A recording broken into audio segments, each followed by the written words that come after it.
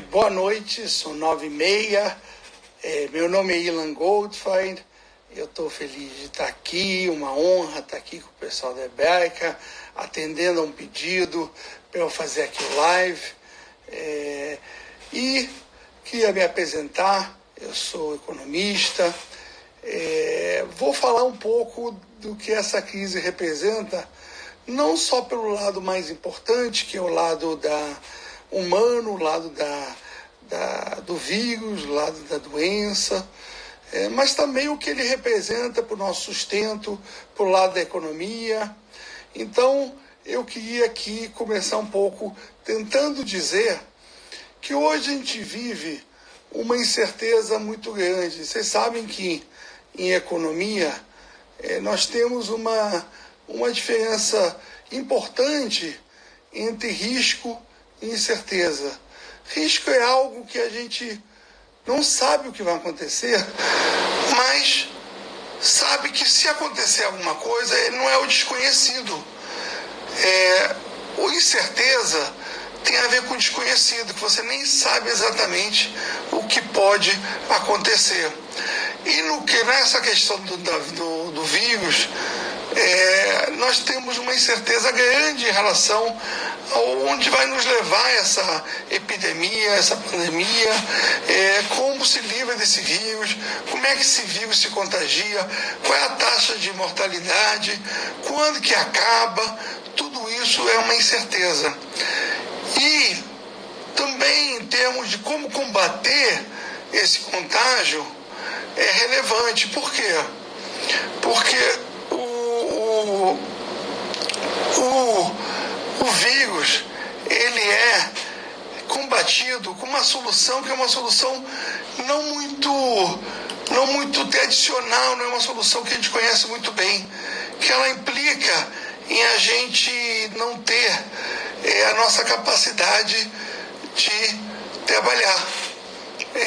O isolamento, as medidas de contenção do contágio, são medidas que afetam o que a gente chama da oferta da economia.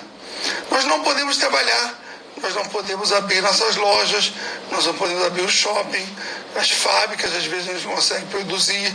Em vários desses momentos a gente acaba não conseguindo produzir.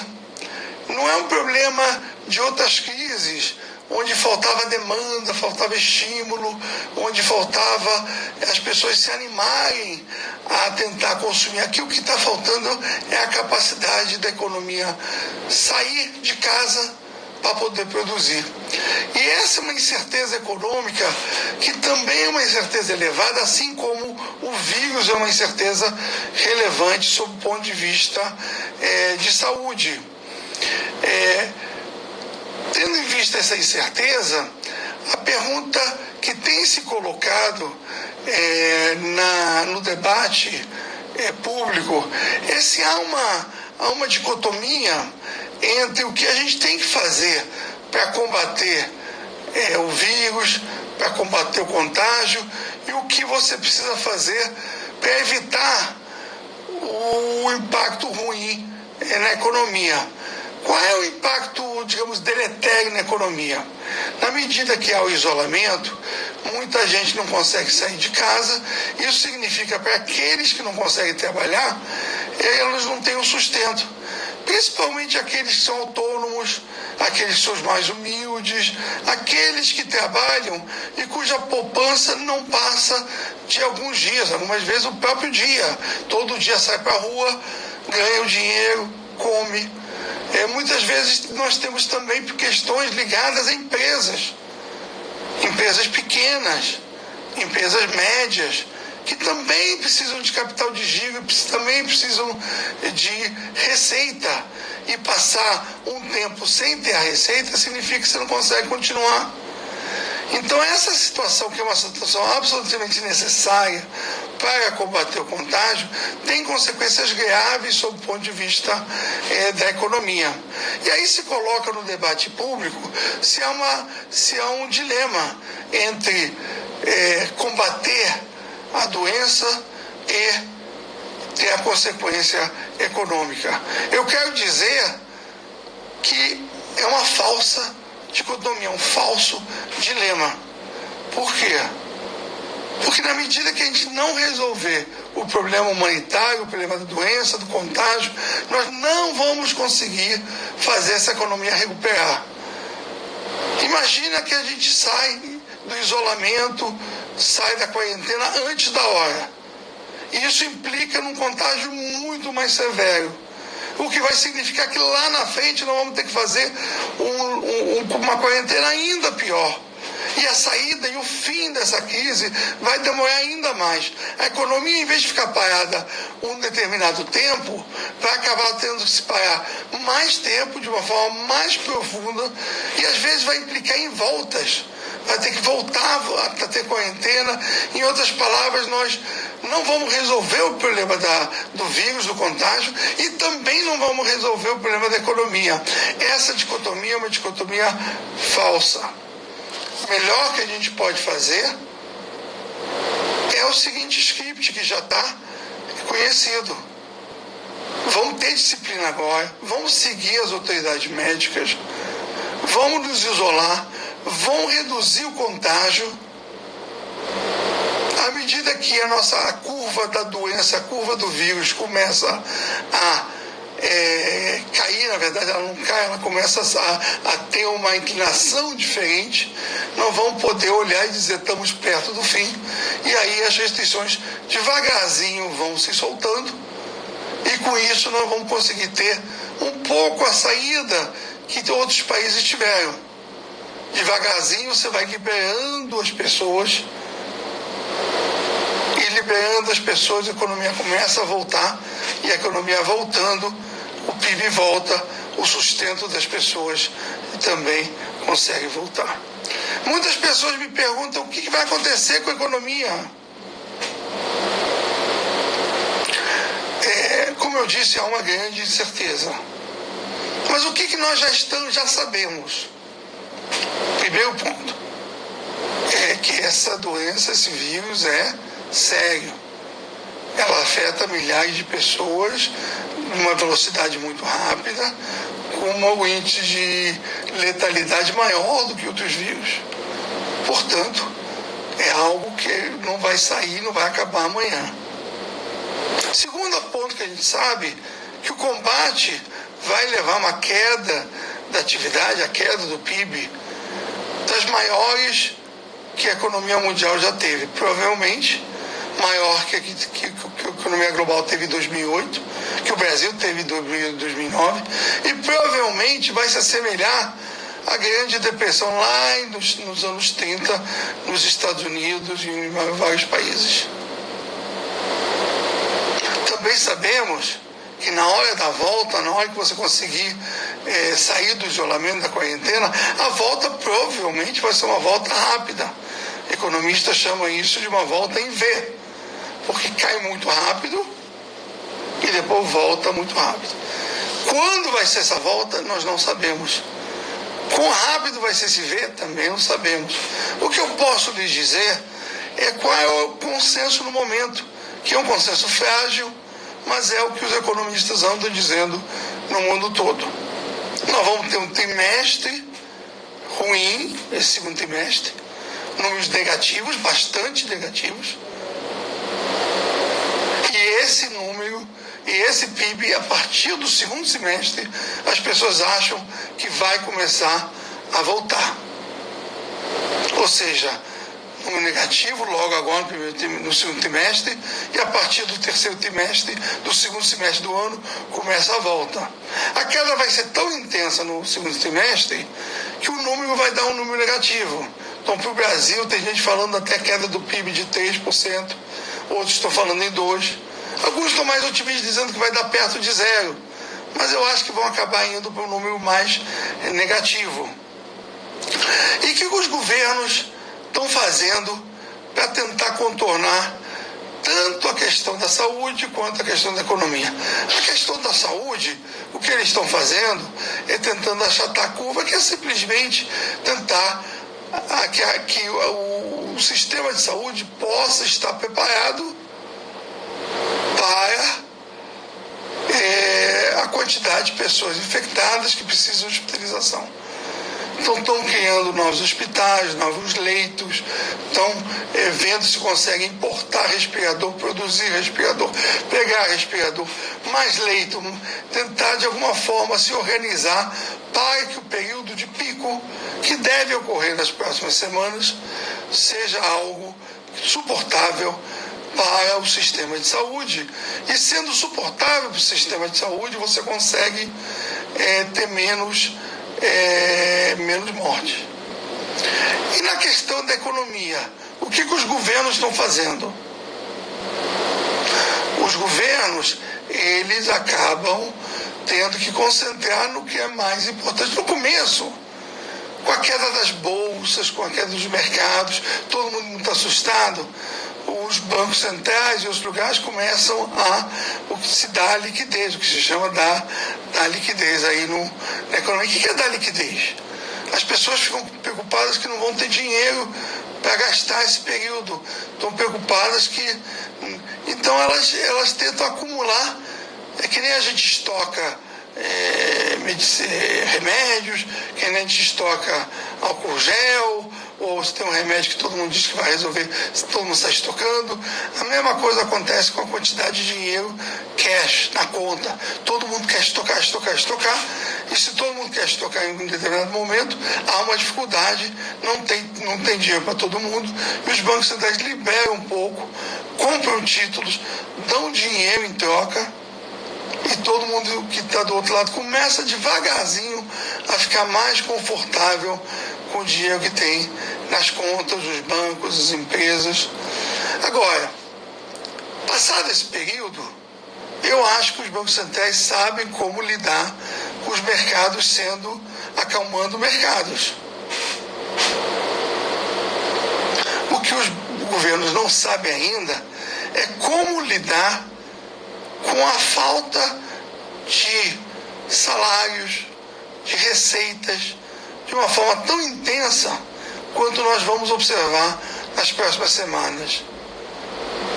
E como é que fazer esse dinheiro, esses recursos chegarem na ponta? O que estão se fazendo é dando renda mínima, distribuindo dinheiro. Mas a dificuldade está, de um lado, em saber como chegar nessas pessoas, como distribuir esse dinheiro. E segundo, em países como o Brasil, países que não têm a quantidade de recursos que países avançados, como Estados Unidos, como a Alemanha, hoje têm, nós vamos ter que concentrar nas prioridades. Onde é que nós vamos gastar o dinheiro escasso que se tem? Primeiro, vocês viram que foi aprovado hoje, foi os R$600 para cada pessoa ter uma certa renda, de forma que esses R$600 para as pessoas mais humildes seja o suficiente para elas atravessarem o mês. Ninguém sabe se esse dinheiro é suficiente. Nós vamos saber ao longo do tempo. Também não sabemos se as milhões de pessoas que estão nesse programa é suficiente ou não. Vamos ter que ampliar isso. Isso vai ser visto ao longo dos próximos dias. Talvez tenha que subir o valor, talvez tenha que ser ampliado. Além disso, é necessário chegar nas empresas. Tem empresas pequenas e médias que, se não vender nada, absolutamente nada, não tem como pagar o aluguel, não tem como pagar os salários, não vão conseguir manter as pessoas trabalhando. E, portanto, você tem que fazer um programa para poder chegar nessas pequenas e médias.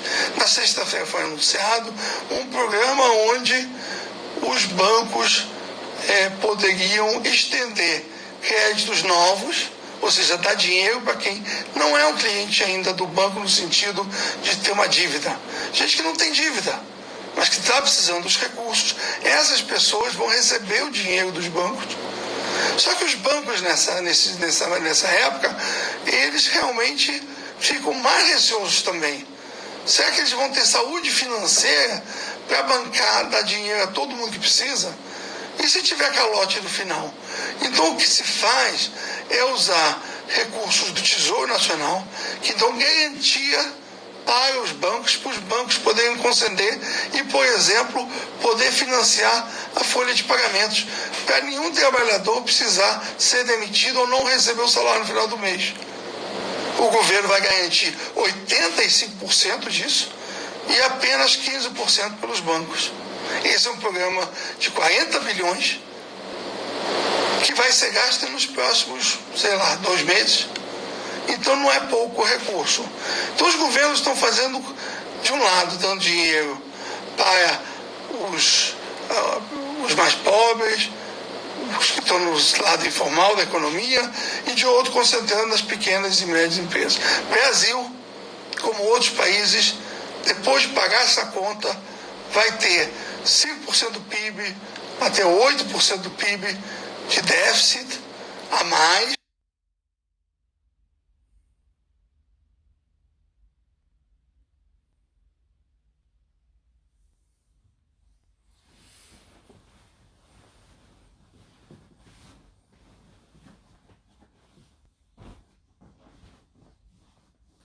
Se disciplinar. Quanto mais a gente perceber que os nossos esforços juntos vão nos levar a uma saída mais rápida. Então, é bom a gente se concentrar, a gente se disciplinar, porque quanto mais a gente tiver esperança, quanto mais a gente adotar a disciplina agora, não só a gente consegue achatar a curva da saúde, mas também a gente consegue achatar a queda do PIB que vem pela frente. Então, eu vou tentar ver aqui as perguntas que estão vindo para eu poder responder para vários de vocês.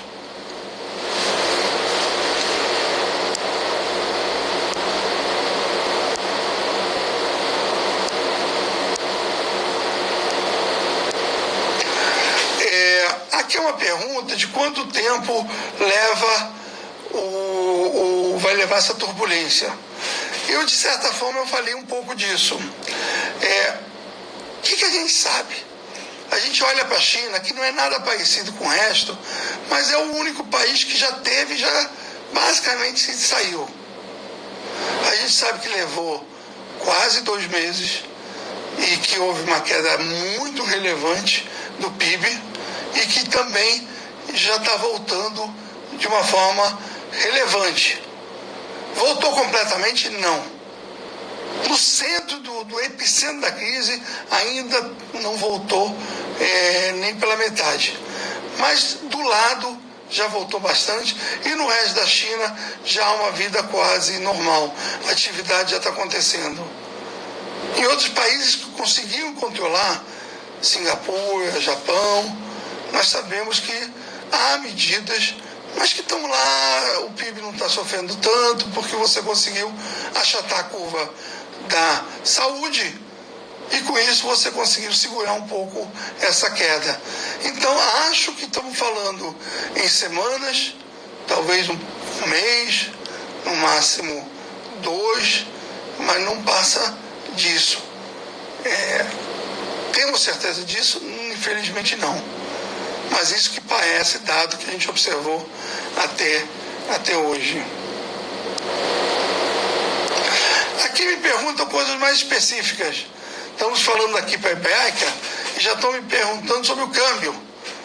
O câmbio, vocês sabem que é uma variável que é sempre muito difícil de prever. Dizem que o câmbio existe para tornar os economistas humildes. Aqui pergunta por que não controla o câmbio, não deixa subir. A verdade é que o câmbio ele é uma variável, é um preço que ele regula a saída de dinheiro e a entrada de dinheiro de fora. Nós no Brasil não produzimos dólares. Os dólares vêm e os dólares saem. E nesse momento de muita incerteza, há uma saída sem precedentes de dólares dos países emergentes, inclusive do Brasil. A sorte é que o Brasil e o Banco Central em particular têm reservas. O que são reservas? São dólares que foram acumulados no período de vacas gordas. Da mesma forma que para combater o vírus a saúde anterior é muito relevante, na economia, a saúde da economia, quando você chega nesse período, também é muito relevante.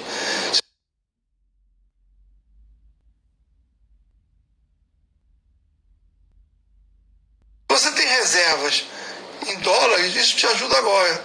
Então, de certa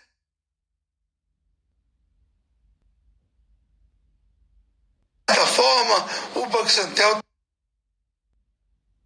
está lá vendendo o dólar, tentando botar um pouco de ordem, mas também ele não pode fixar o dólar e dizer daqui não passa. Porque o dólar é um preço que reflete o que está escasso. E nesse momento o dólar é a moeda do mundo e todo mundo foge para o dólar no momento onde a gente tem crise. Aqui me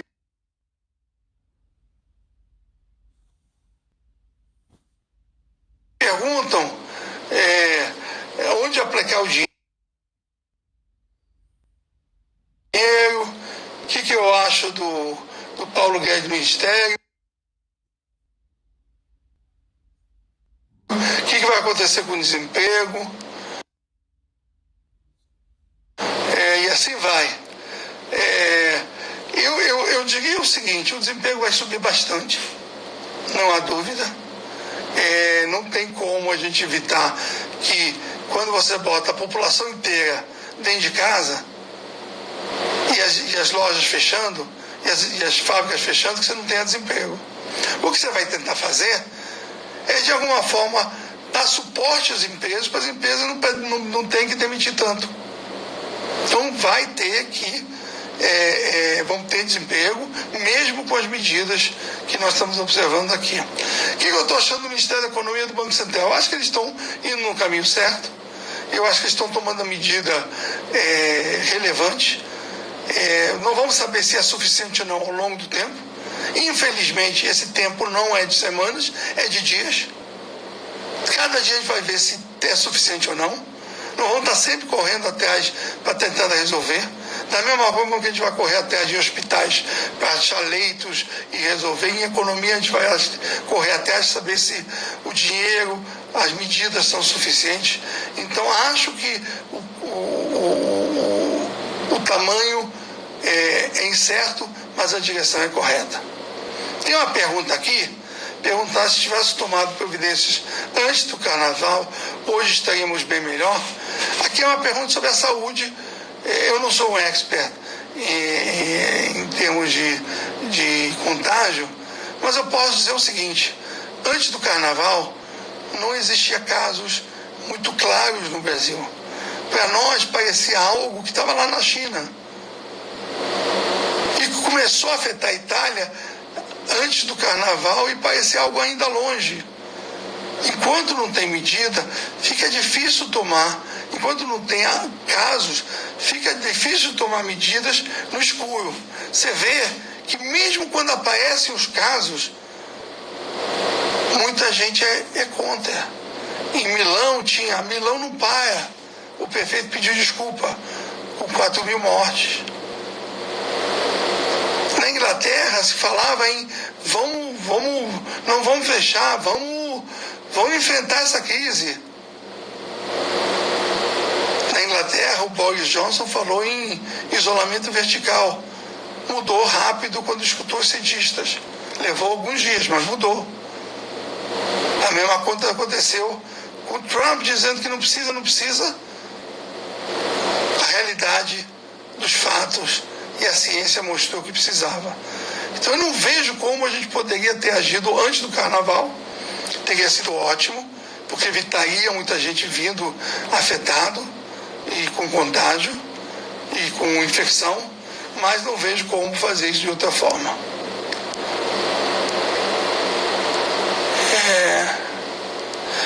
Aqui uma pergunta bem relevante. Diz assim: ótimo, estamos distribuindo dinheiro, e depois, como é que vão ficar os cofres? o mundo todo vai ficar com uma dívida pública muito alta. Esses gastos aí vão ser socializados, se você quiser a palavra feita. Em outras palavras, as dívidas vão subir e no futuro todos nós, nossos filhos, nossos netos vão pagar essa conta. O problema do Brasil é que nessa parte fiscal e da dívida pública a gente não estava tão saudável. Nós estávamos fazendo esforço para estabilizar. Nós fizemos a reforma da Previdência, estávamos discutindo a reforma administrativa, a reforma tributária, estávamos tentando estabilizar a dívida. Estava parecendo que íamos conseguir. Com mais uma ou outra reforma administrativa, com a queda da taxa de juros que faz a rolagem da dívida pública ficar menor, parecia que nós íamos estabilizar. Agora, a dívida vai subir 5% do PIB, 8% do PIB. E nós vamos ter que olhar na frente e discutir, todos nós, como nós vamos pagar. Vai ter que privatizar, vender ativo? Vai ter que fazer reforma administrativa e cortar salário de funcionário público? Vai. Mas talvez a gente tenha que discutir também que isso pode não ser suficiente. A conta vai vir amarga, mas eu não vejo saída a não ser dar suporte para a economia. Nós não podemos correr o risco de uma crise social por falta de recursos nas próximas semanas.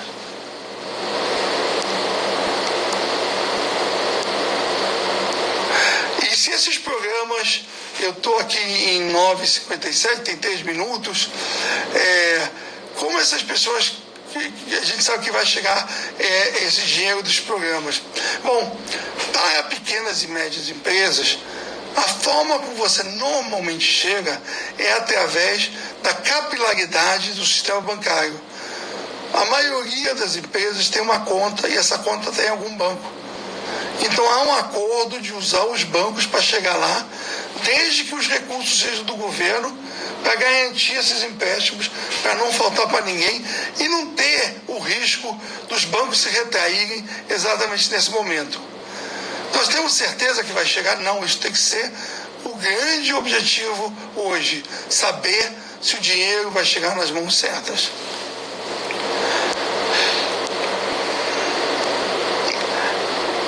E a pergunta veio aqui, empréstimo não é realmente dar dinheiro e dissipação de receita?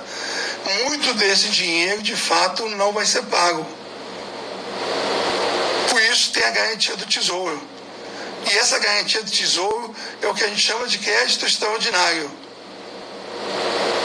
Crédito extraordinário é déficit primário. Já entrou na conta como déficit. Então, esses empréstimos, na verdade, são empréstimos. Aqueles que puderem pagar, vão pagar. E aqueles que não puderem pagar, vai ter garantia do governo.